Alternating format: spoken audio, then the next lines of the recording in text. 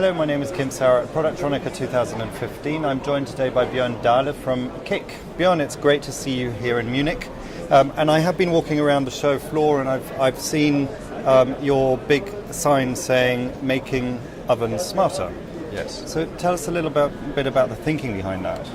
So we have a collection of sensor technologies and software and analytics that introduces intelligence into ovens. I like to point out that all this technology has a purpose, and the purpose is providing value for the customers, and typically breaks down into reducing production costs, improving quality, and adding some capabilities that the market seems to be looking for more and more now, like process traceability and interconnectivity and so forth. Because the oven part of the production line isn't traditionally one where you'd think that smartness, intelligence would really come in, but actually that's not the case. Correct. So traditionally the oven has sort of been the black box process in the line, and it's done a decent job, so people have focused more on upstream. But as we move forward now, we see, for example, that production runs are getting shorter, more variety in products, so there's more changeover. So you may have a multi-million-dollar production line sitting idle waiting for a $50,000 oven, reaching the new set points for the new production run. So the focus is now more and more on the oven in addition to the rest of the line, and also acquiring the interesting process data and be able to share that with the MES system or look at them, have a more holistic approach to the whole production line or to the whole factory. So now the missing link, so to speak, has been typically the oven, and it's no longer the case. Yeah, and that really feeds into that overall theme of Industry 4.0, big data, IoT, Internet of Things. So that is very much on your radar, I suppose, to be part of that factory of tomorrow. Exactly, absolutely, and that's part of the Making Ovens Smarter tagline.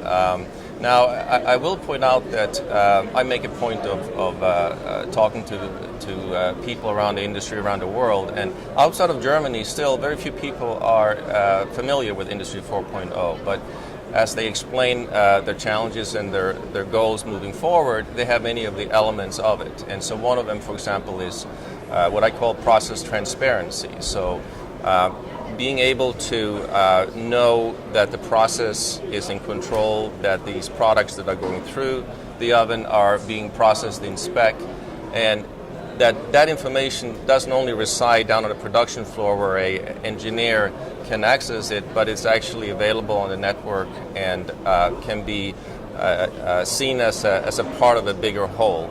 So process transparency and traceability, the ability to reduce electricity use is a big topic, and the reflow oven is probably the biggest user of electricity in the production line, and we have software that can help optimize that, and we typically can save them up to 15% electricity in their ovens. So there's a lot of customer-driven needs that we're trying to address with this intelligent software. And the environmental aspects are probably also very important. Not just cost savings on electricity, but saving the environment. Absolutely, and it's interesting you mentioned that, Kim, because we now meet people in some of the multinational companies that don't know what SMT is or what reflow is. Their job is to reduce the carbon footprint and introduce green technology, and so from that perspective they have great interest in this type of technology. So very much an Industry 4.0 solution that has a happy environmental side effect, I suppose, with it, and a cost saving. Yes, and I actually think that is part of Industry 4.0, is sustainable manufacturing. There are other elements in this for example, learning systems, machines or systems that become more intelligent as we move forward. We have that technology now introduced where every time they're running their profiles, all the data that we acquire on the environment in the oven and the effect it has on the profile on the PCB and how that relates to the process window and so forth is stored in a database that gets more and more rich and more intelligent. And after a period of time, you actually no longer need to run a profile in order to get a very good estimate for what the profile would be, and that again leads to less production downtime. So you know, for example, if you introduce a new product, how long it takes you to set up for a new production run. If we can shave off time there, again, it leads to the bottom line. Okay. And just looking at the whole Industry 4.0 discussion, it's an evolution. I mean, we don't have the final solution yet. So there's a roadmap to go and a journey to go along, and lots of discussion to have along the way.